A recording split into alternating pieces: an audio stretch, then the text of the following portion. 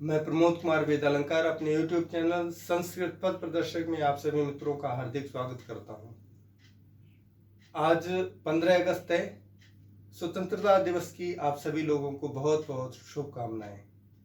हम लोगों ने शुकनासोपदेश का भाग 1 पढ़ा था और मैंने विद्यार्थियों को बोला था कि जो ग्रंथ हम पढ़ेंगे उसकी प्रश्नोत्तरी भी साथ साथ में देखते हुए चलेंगे, क्योंकि जो प्रतियोगी छात्र हैं, प्रतियोगी परीक्षाओं की तैयारी करते हैं, उनके लिए ये प्रश्नोत्तरी बहुत ही उपयोगी सिद्ध होगी। तो आइए देखते हैं शुकनासोपदेश भाग 1 की क्या प्रश्नोत्तरी बनती है। और जिन छात्रों ने शुकनासोपदेश व्याख्यात्मक भाग 1 नहीं देखा है, इस वीडियो के डिस्क्रिप्शन बॉक्स में उसका लिंक दे दिया जाएगा, वहां से वो लोग देख सकते हैं। आइए आज देखते हैं शुकनासोपदेश प्रश्नोत्तरी। शुकनासोपदेशस्य लेखकः कः।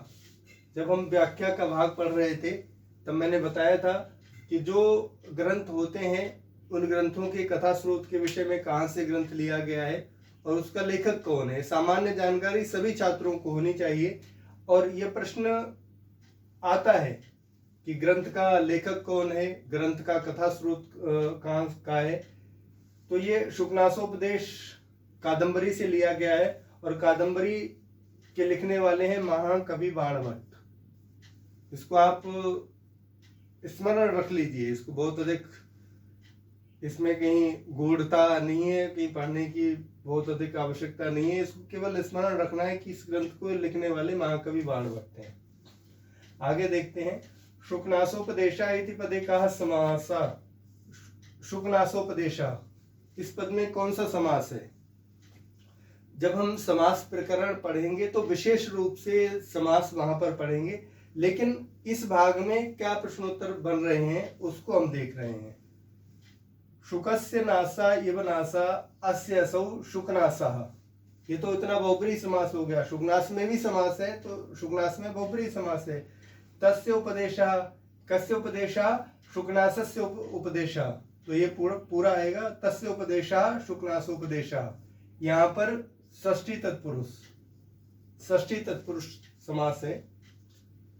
कः राजा चंद्रापीडस्य युवराज्याभिषेकं चिकीर्षु। आपने पढ़ा था राजा चंद्रापीडस्य युवराज्याभिषेकम चिकीर्षु। चिकीर्षु इच्छा रखने वाला कौन सा राजा था, वो उस राजा का नाम पूछा गया है क्योंकि वहां पर राजा लिखा हुआ है। तो राजा शब्द से किसका बोध होता है, तारापीडः। और तारापीड कौन था, तारापीड चंद्रापीड का पिता था। तो यहाँ पर एक प्रश्न और उसी वाक्य से बन जाएगा। चंद्रापीडस्य पितुः नाम, चंद्रापीड के पिता का नाम। तो क्या हम लिखेंगे, तारापीडः। ये स्मरण रखना है।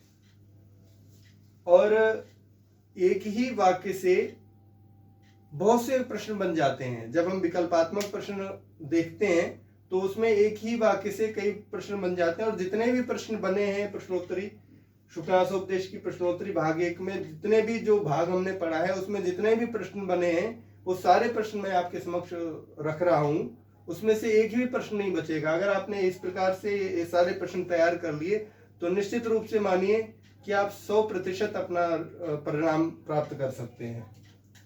उसी वाक्य से क्या बनेगा, राजा तारापीडः कस्य राज्याभिषेकम चिकीर्षु। उसी वाक्य से देखिए 3 प्रश्न बन गए। एक ही वाक्य से 3 प्रकार के प्रश्न बन गए। तो राजा तारापीड किसका राज्याभिषेक करना चाह रहा था, तो चंद्रापीडस्य। इसका आंसर होगा चंद्रापीडस्य।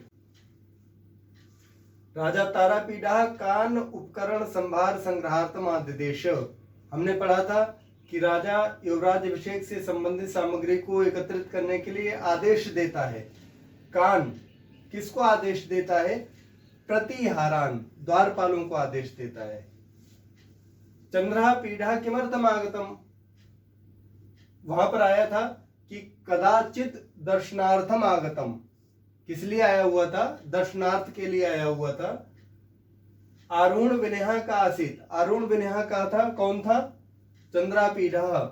आरूढ़ विनय जिसने विनय को प्राप्त कर लिया था, अर्थात चंद्रापीड बहुत विनयशील था। शुकनासः चंद्रापीडम किम कर्तुम इच्छन। शुकनास चंद्रापीड को क्या बनाना चाह रहा था, जो उसने उपदेश दिया है वो किस लिए उपदेश दिया है। तो वहां पर हम लोग पढ़ रहे थे कि चंद्रापीड आरूढ़ विनया था, विनयशील था, लेकिन और अधिक विनम्र बनाने के लिए शुकनासोपदेश जो लिखा गया है वो उसको शुकनास का उपदेश है चंद्रापीड को और अधिक विनीत तरम और अधिक विनीत बनाने के लिए शुकनास उपदेश देते।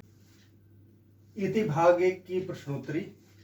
भाग 1 व्याख्यात्मक, जिन छात्रों ने नहीं देखा है पुनः मैं आपको बताना चाहूंगा, इस वीडियो के डिस्क्रिप्शन बॉक्स में उसका लिंक दे दिया जाएगा, वहां जाकर के शुकनासोपदेश व्याख्यात्मक भाग छात्र देख सकते हैं। निश्चित रूप से प्रयास किया जा रहा है कि जो व्याख्यात्मक भाग पढ़ाया जाएगा उस व्याख्यात्मक भाग से जितने भी प्रश्न बनते हैं वो सारे प्रश्न आपके समक्ष प्रस्तुत किए जाएं, जिससे जो छात्र प्रतियोगी परीक्षाओं की तैयारी करते हैं उनके लिए एक भी प्रश्न ना बचे, ऐसा ना बचे कि उस प्रश्न के विषय में जानते ना हो। इसलिए पूरे व्याख्यात्मक भाग में से जितने भी प्रश्न बने थे भाग 1 के सारे प्रश्न आपके समक्ष प्रस्तुत कर दिए गए हैं, और आप अगर इस प्रकार से तैयारी करेंगे तो आप 100% अपना परिणाम प्राप्त कर सकते हैं। आज के शुकनासोपदेश प्रश्नोत्तरी भाग में बस इतना ही। बहुत बहुत धन्यवाद।